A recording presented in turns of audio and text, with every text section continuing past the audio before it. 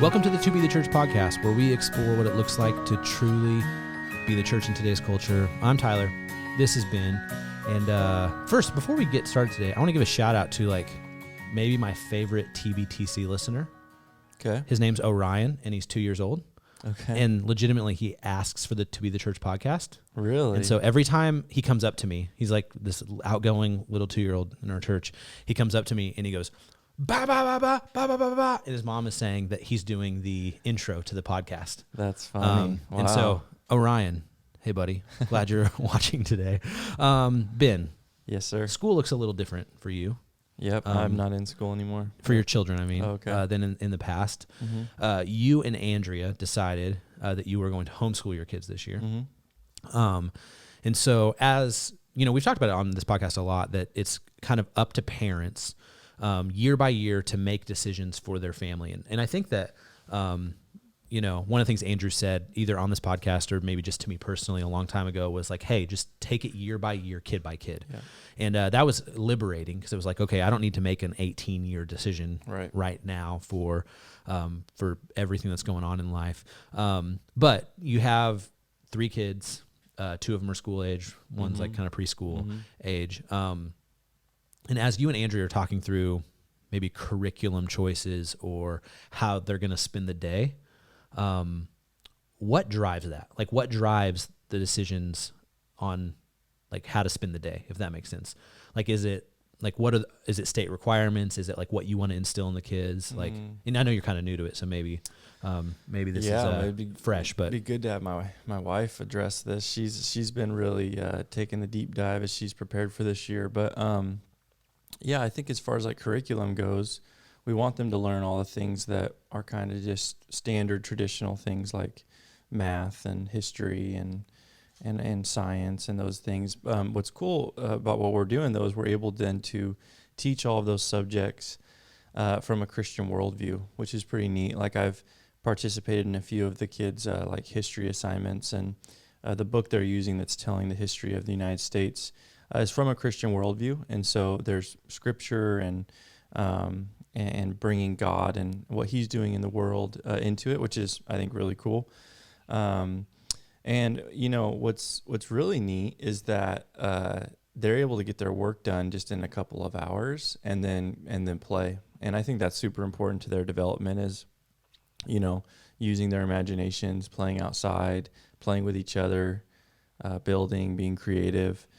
And so they know if they, you know, how long it takes them kind of depends on like how motivated they are and like how much they stay focused.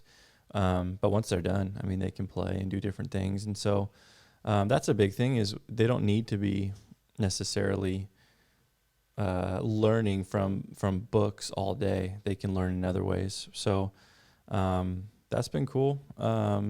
But yeah, we're kind of figuring it out. My wife did a lot of research, and what's cool is like just the church, how that the church really helped us, because she talked to, you know, definitely like 5 or 6 or more moms who have homeschooled, and just got their advice, what they've learned, what they've liked, what they don't like, curriculum options.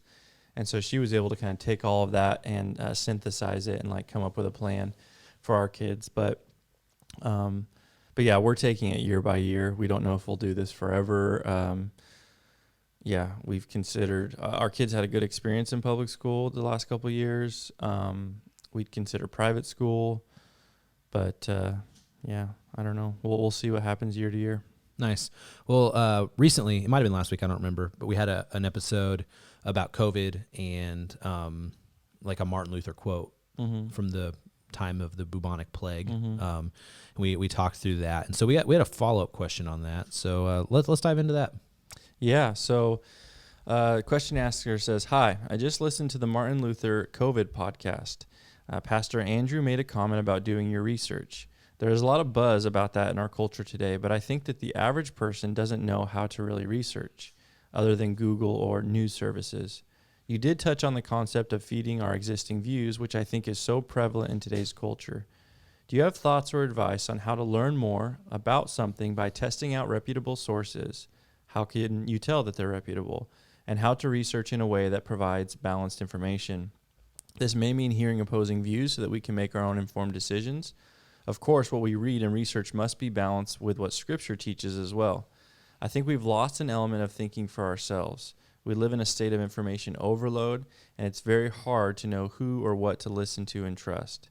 This pandemic is a perfect example of how quickly information changes, even within a source. Mainstream news media can be very liberal, but then alternative news can also be so far right-leaning. Do you have any wisdom on how to approach information in today's plugged-in world, other than to listen to TBTC, of course? Nice. Yeah, that's a good question. Ty, how do you do research? How can you, because this is so true that like, and I've been guilty of it, is like, you hear something from someone or some podcast or something, and then you kind of parrot it as if like you know that yourself, like without actually kind of getting to the sources or like finding. I think so much of what we've talked about with COVID is like where did you find that? Did you actually go like hunt down? Did you read studies? Did you see like things like so how can you kind of filter through all the information out there and kind of just get facts? Yeah. It's not easy. Yeah. Like for sure. And I would say there's no foolproof plan on how to do that and how to do it well. I'll just tell you a few things that have been helpful for me, and I'll kind of like separate it into categories. There's definitely like health information as it relates to, this came on the heels of a COVID-based podcast, but I think a lot more of the stuff that I'm dealing with as far as like doing research and like going through things that may have some controversy around them that I want to do or want to research on can be far more theological or political. And so I'll kind of like think at it from that angle as well. The first thing I would say is know who you can trust. Now that's a very, like, how do you even do that, right? But I would say when let's bring it into like the church world here. A group will come to me and say, hey, like we have this new married group or women's group or men's group or people who like hiking group or, whatever, just a group of people that are meeting together and we would like to do this Bible study. Would you recommend it? There's a few things I do every time. First, I look at, who's the author, like, and do I know anything about that author, or do I have some preconceived notions about that author? And if I do, I got to go figure out if they're correct or not, right? And if I don't, a few just like kind of hacks, if you will, to do this quickly. The first thing I'm going to do is I'm going to go and look at who endorses their books in general. Now, endorsements are a funny thing because a lot of times publishers will just be like, hey, you're on the same publisher, endorse this book, and they'll do it. But what I found is that the more theologically, what I would say accurate, but theologically conservative, or those who take their conservative theology very seriously, they're much less likely to rubber stamp a book that they don't actually agree with. You get to some very so one of the things in that is you'll just notice who's endorsing it and what they're saying about it. Like actually, like reading the endorsements is actually really, really helpful. And then there's a couple of sources that I always go to when it's theological based and see if they've written about it. Like, and who are those trusted sources that you have? And they're probably going to be different for different people based on who they are, like their different doctrinal or theological alignments and stuff like that. But I go to those spots first, like always. Like I'll go to a,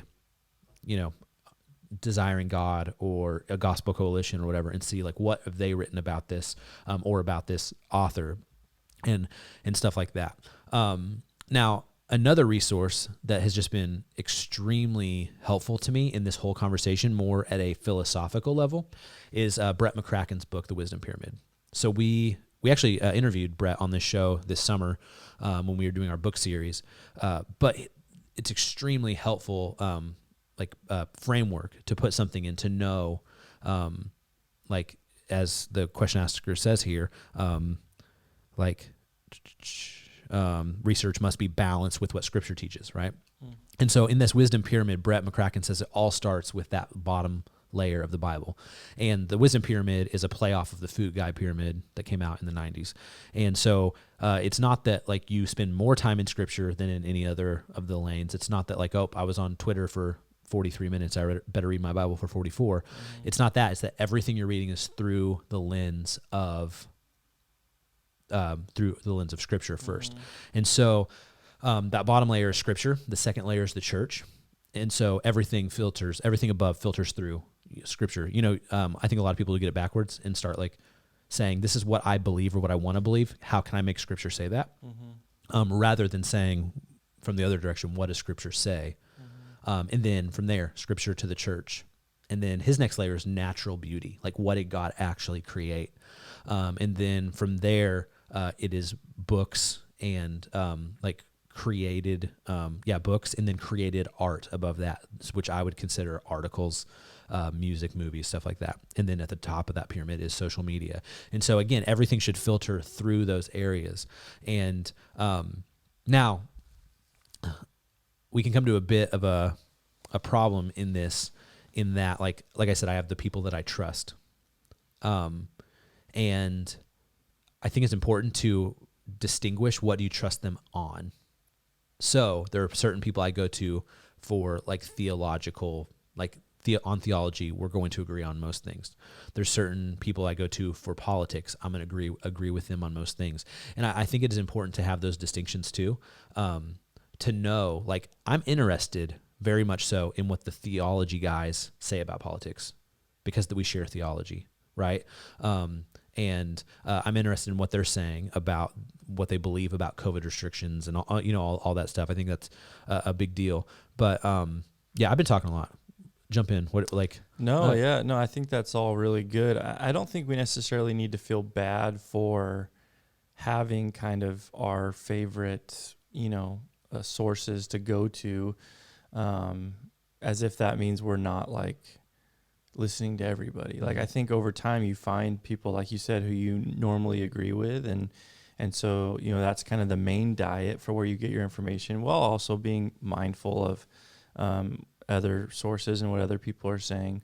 I think what's interesting though, or tough maybe about that wisdom pyramid, is that we want to look at everything through the eyes of scripture, but some of this stuff, like this COVID specific stuff, scripture obviously isn't going to speak directly to. And so, how do you kind of, we've tried to do a good job, I think, here of talking through, passages like Romans 13 and different things about how we're responding to COVID. And so I guess that's one way to do it. But, whether you should get the vaccine or not, there's not going to be a chapter and verse of that, and so a lot of people, I think's opinions of that is not being formed by scripture, but it's being more formed by, what they're reading or seeing in the news or different things. So, I think find trusted sources, and I would say just like, do process that within Christian community, like, within the church, like talk to other people, because other people are probably reading or hearing different things. And if they're not, then you probably need to diversify your friend group, but like talk, process, and let other people share insights and opinions and work those things out in community. Whenever I do that, like Ty, you're a guy that if I ask you about something, there's usually always something insightful or thoughtful, or you've kind of processed it. And so have friends like that too. Maybe not just your favorite website or podcast, but like have your go-to friends where it's like, I want to know what they think, because they usually have something insightful. So I think that's something I would say to that is processing that through community.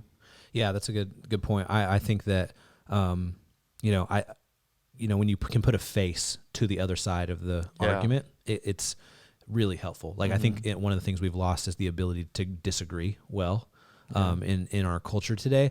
Now it's a hard balance too, because I would say, like, there are things, I have opinions, right? And so I'm going to find trusted people who share that opinion. But I think it's also important, and I've you hear different people say different percentages of this, but whether it's 75-25 or 80-20 or 90-10, like the amount of stuff that you read, like that you agree with should be that, that higher percentage. But it is really important in the diet of somebody reading, whether it's books or articles, podcasts, Twitter followers, is to have those people in there that you don't agree with. Like I've been guilty of making a caricature out of people I disagree with that is almost always blown up by actual relationship with people who think that way, or by reading books or articles or listening to podcasts by those folks. Another thing, and this is really hard to do, well, this is one of the ways that I know what to read, is that on social media or in podcasts or in personal conversations, when people will mention a book to me, I make a note of it, like no matter what, like especially if I trust them. And so a great example, I'm reading a book right now called The Coddling of the American Mind. I think that's what it's called. But it's this book kind of about these three great untruths that we're seeing in like the post-millennial, not the the eschatology way, but post-millennial, like after millennials, in the way that post-millennials, because there's like the iGen is hitting college about in the last 5 years. And so it's talking about the way that they have like been underserved by the way they've been parented and taught and stuff like that. Very interesting. But somebody in person told me about that book. A trusted friend on social media recommended that book. And then I heard a podcast with a pastor who recommended that book.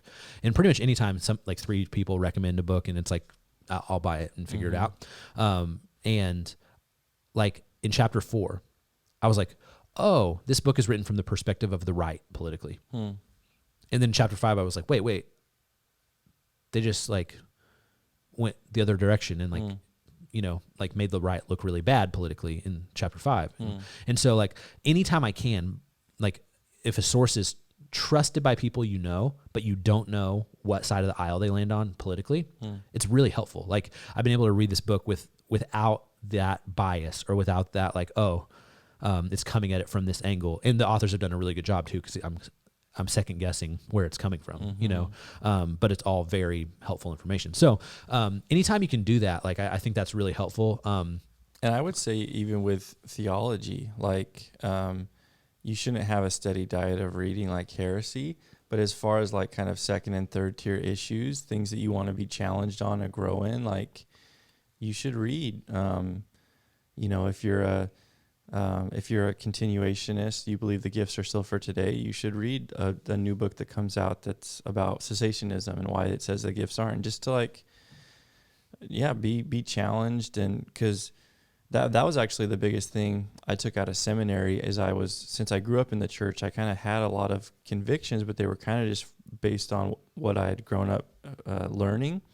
But I was really pushed to, like go back to scripture and develop your own convictions. And so I read really widely. And in seminary, some of the books they had us read was kind of those like 4 views on something. And that was really helpful. Like even like DeYoung's little diagram was kind of like a version of that sort of thing, like 4 views and like look at all of them and like, come to your own conclusions and convictions. But even with theology, I think reading widely, and then reading books that you would never, ever pick to read, but some of the people in your congregation probably are, so that you can be able to hear kind of what's going on out there in culture and respond to it, I think would be a really good thing.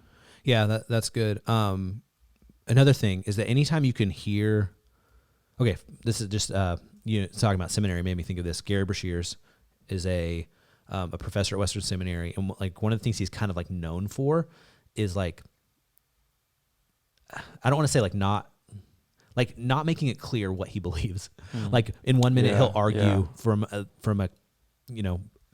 standpoint A, and you're like, oh, that's what he thinks, and then like the next break he takes and he starts arguing the other side of it. But I heard him in a class talk through the history of and kind of the way that Pentecostalism came about since 1906, Azusa Street Revival, and I grew up in the Assemblies of God, which is a denomination that kind of came out of that. And to hear his perspective as someone who's not in that was so illuminating. And so like, if you're a part of a tribe, hearing people outside that tribe explain it, and not just like Twitter trolls, but like people who like, scholars on whatever you're talking about, theology or politics or whatever, has been really helpful to be like, oh, that's why we put such an emphasis on this, like kind of that view from the outside, was really helpful. But yeah, just a couple like little practical things that keep coming to mind is, like I said a minute ago, make notes. Like when a friend recommends a book, write it down. Whenever you're having a conversation maybe with somebody that you don't agree with on something, and they're like, man, I found the Ben Shapiro podcast really helpful or whatever. It's like, okay, make a note of that. I should listen to that if I'm not the person who, who thinks that way. And then there's kind of been a resurgence recently of people who disagree getting together and disagreeing well, like on media. And so kind of in response to what the question asker mentions here about, mainstream media being super left, kind of the alternative news being super right, kind of in response to that, like a podcast came out today that I'm excited to listen to. I haven't yet. So probably the only time I ever recommend this podcast on the show, but it's the Liturgist podcast with Michael Gungor. And then Science Mike has been on. I don't know if he still is. I haven't listened to the show in forever, but they had a new episode come out today with Jimmy Needham, who is a former Christian radio artist who is now a Reformed pastor at a church in Texas. And I love Jimmy. He's super solid theologically. And I saw that this morning because Jimmy posted about it. He's like, hey, this is my friend Michael Gungor. And he and I disagree on just about everything. We became friends 13 years ago, and I'm on his podcast today talking about all the things we disagree about. And, and he even said, and he's like, I'd encourage you to listen to it because it shows that like you can disagree with somebody without, yelling at them or tweeting at them in all caps and kind of a way to disagree in a healthy way. So again, I haven't listened to that episode yet, so I may come back next week and say like, hey, never mind, don't listen to that. That was garbage. But I any chance I have to listen to people who disagree, kind of like go at it in a non-combative, like non-trolly way is really helpful. Yeah, and there are a lot of things even on YouTube, like debates, that are kind of that way, where each side has a chance to voice their convictions, and then there's responses, and so you can find, especially about theological issues, you can find debates on pretty much everything. So, but yeah. Yeah, this is a great question, and I'm sure Andrew has thoughts too. Maybe we'll ask him in a future episode. But if you have questions or would like to reach out, hit us up. The way to do that is podcast@tobeTheChurch.com. You can also send those questions in via social media @tobeTheChurch. And if you're listening to this, you can watch it on YouTube next week, and we would love that. Have a great week.